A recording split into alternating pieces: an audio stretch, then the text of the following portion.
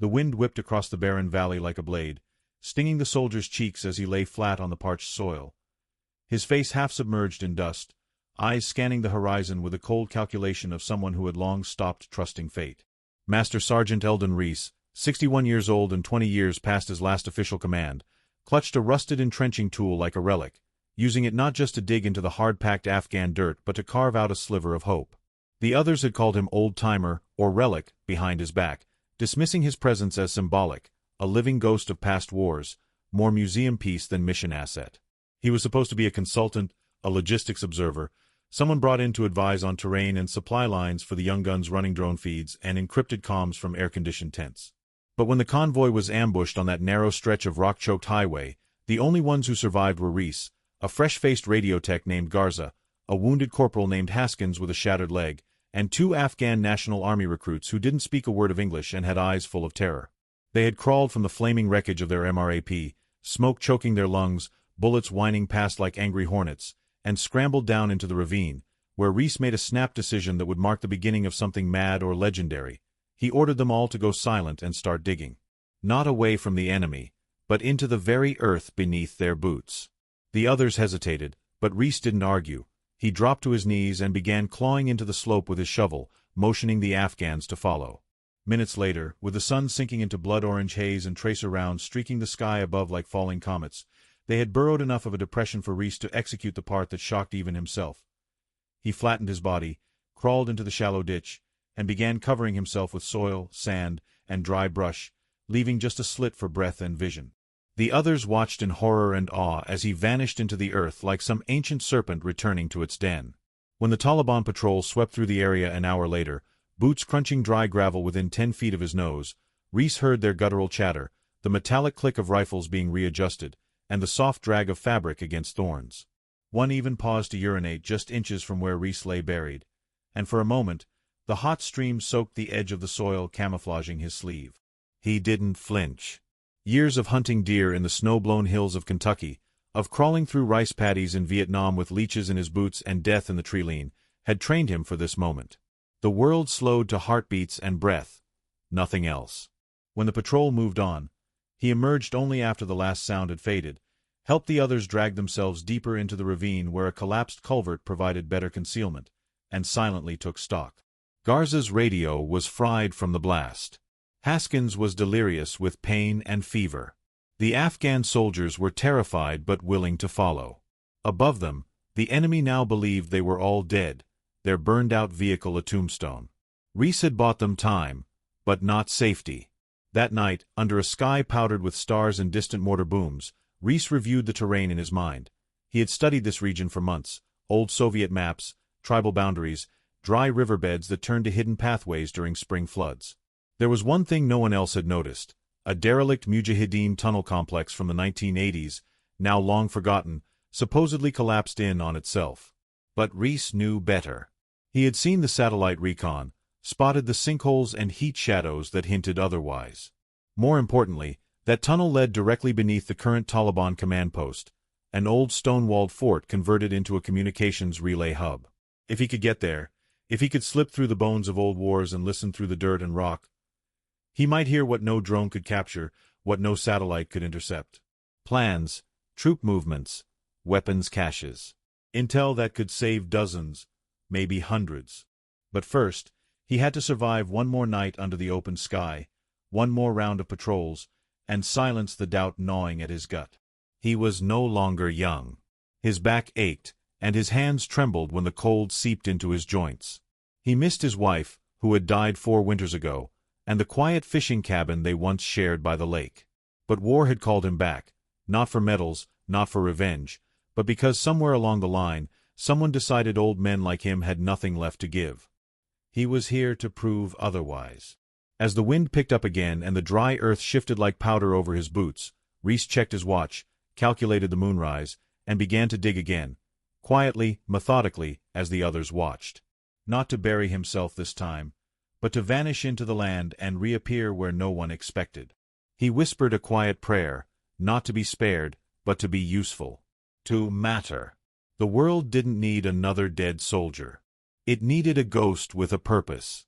The sky hung low like a soot-stained curtain the next morning, casting the ravine in a shadowy pall that blurred the line between dawn and despair. But Eldon Reese was already awake, dirt crusted into the creases of his skin, mind ticking like a clock forged in old wars and long-forgotten trenches. The others still dozed fitfully, Garza curled up with his radio in pieces beside him, Haskins groaning softly beneath a makeshift blanket of camo netting and scrub, while the two Afghan recruits whispered prayers into the rising wind, their fear clinging to them like the dust that never seemed to settle. Reese moved with the deliberate care of a man who knew every step could echo too far, every sound could bring down the steel wrath of the men scouring the hills above them. He studied the slope to the east where the old Mujahideen tunnel entrance should have been, a faded memory from satellite maps burned into his mind, obscured now by a fall of rock and time, but the landscape whispered to him.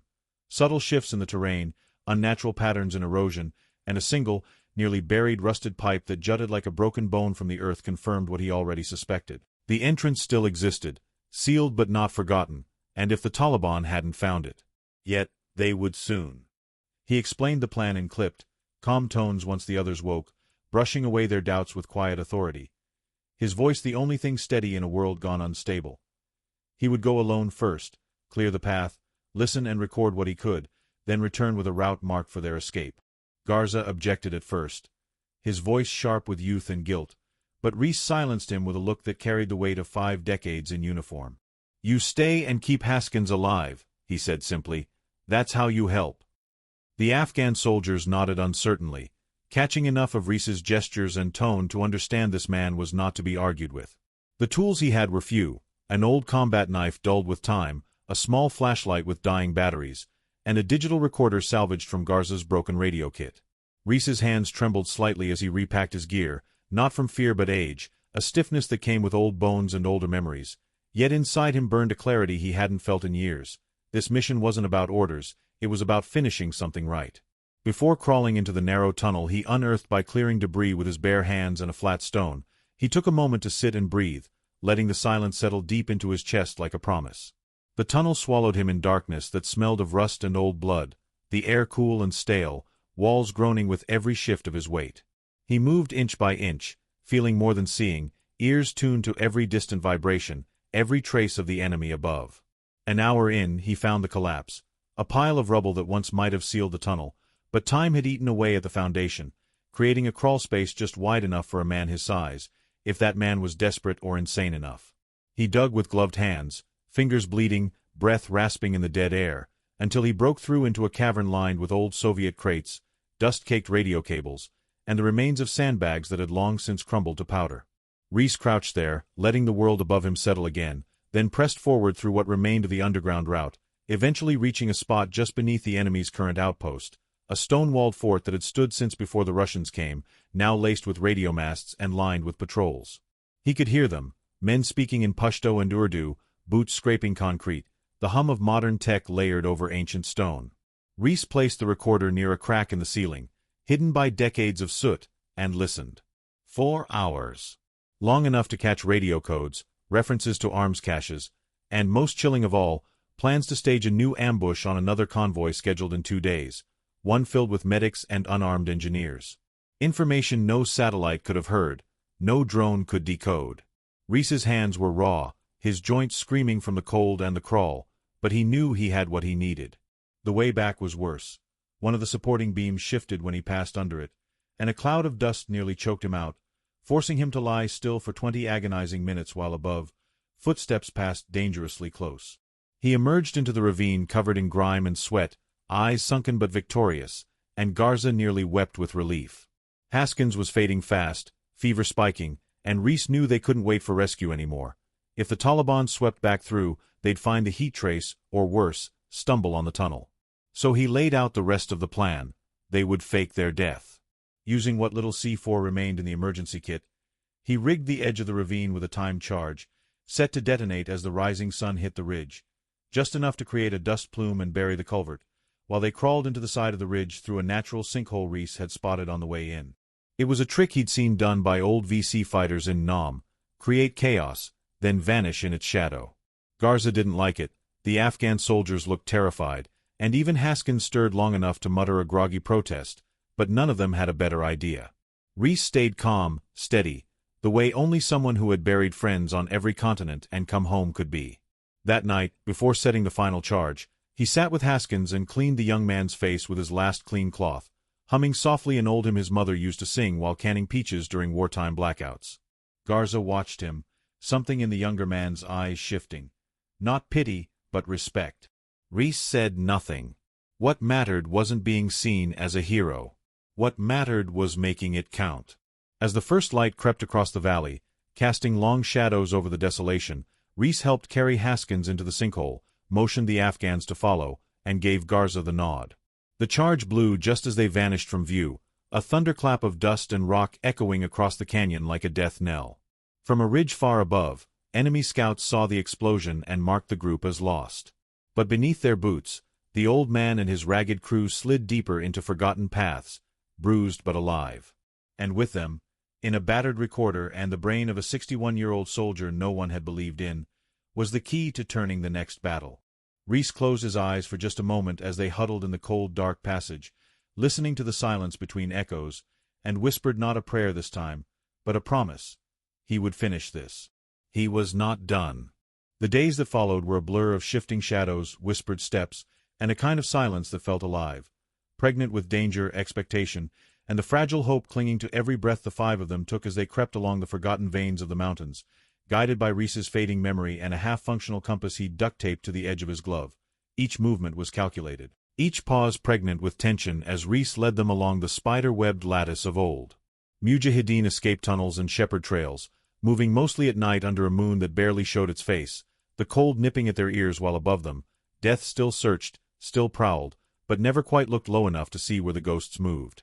Haskins faded in and out, burning up with infection despite Garza's desperate efforts using nothing but water, a rag, and painkillers long expired.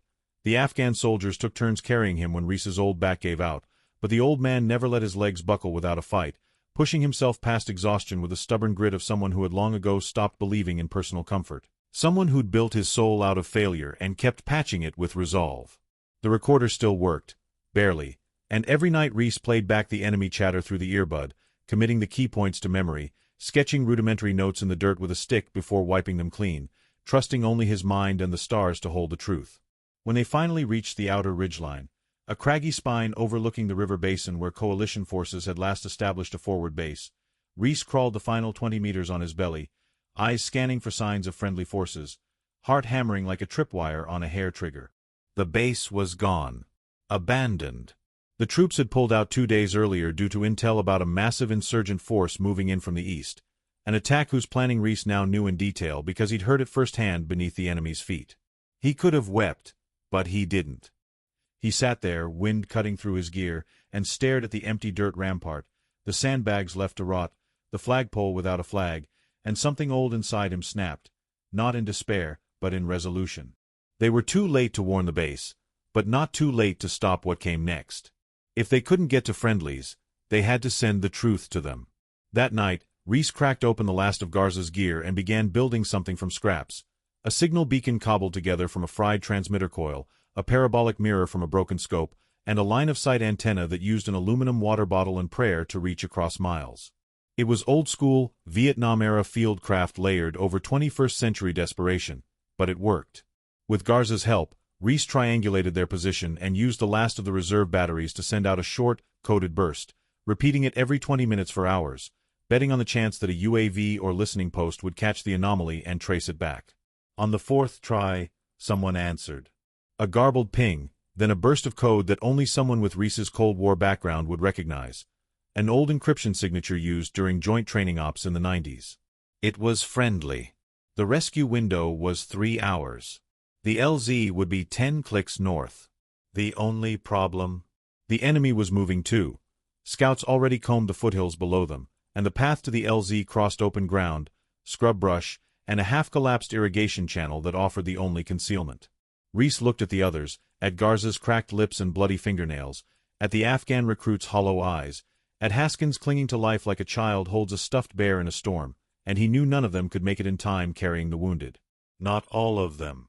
But if the enemy was misled, diverted just long enough, they might slip through. He didn't speak his plan aloud. He just looked at Garza and handed him the recorder, closed Haskins' eyes as if in prayer, and stood, stretching out the kinks in his spine like a man preparing for one final shift at the steel mill, not war. He carried only a flare gun, one smoke canister, and the last of their C4 in a makeshift belt he rigged from a bandage wrap. At dawn, while the others began moving toward the LZ, Reese backtracked, alone, making just enough noise, leaving just enough trail, that the enemy scouts picked up his movement and followed. He led them on a winding path through gulches and arroyos, baiting them closer with false sounds, flashes of color, even letting them glimpse his silhouette once before vanishing like a phantom into the scrub. When he reached the old signal tower, a crumbling Soviet relic with just enough height to matter, he climbed halfway up, set the charges, and waited. The enemy came hard, a dozen fighters swarming the hill like fire ants, and just as they crested the ridge, Reese stood tall, fired the flare high into the sky, and hit the detonator. The explosion was deafening. The ground buckled, dust surged upward like a geyser of rage, and the sky turned orange for just a second. In that moment, Reese disappeared into fire and smoke, taking half the enemy squad with him, and from the ridge 10 clicks away, Garza turned and saw the flare burst, heard the echo, and knew. The rescue bird arrived 20 minutes later, rotors thudding like salvation, and they waved it down with strips of uniform tied to branches. Haskins survived. So did the Afghan recruits. Garza climbed aboard last, holding Reese's dog tags in one hand and the recorder in the other.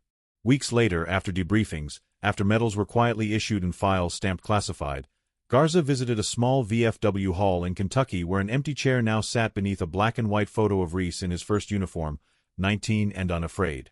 The mission's success was never broadcast, but the strike it enabled dismantled a weapons cache that saved over 50 coalition lives and halted the enemy advance for weeks. More than enough, they said. More than anyone expected from a retired advisor. But Garza told the story anyway, to anyone who'd listen.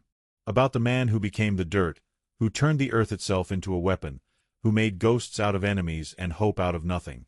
Eldon Reese didn't die in that blast. Not really. He became part of the land he knew so well, a guardian hidden beneath stone and sand, the kind of hero whose victory was in what others lived to carry forward. His legacy wasn't medals. It was the breath still in Haskins' lungs, the strength in Garza's stride, the future the Afghan soldiers now had. Reese's final act wasn't sacrifice. It was belief. That experience still mattered. That age carried power. That wisdom, quietly wielded, could still change the tide of a war.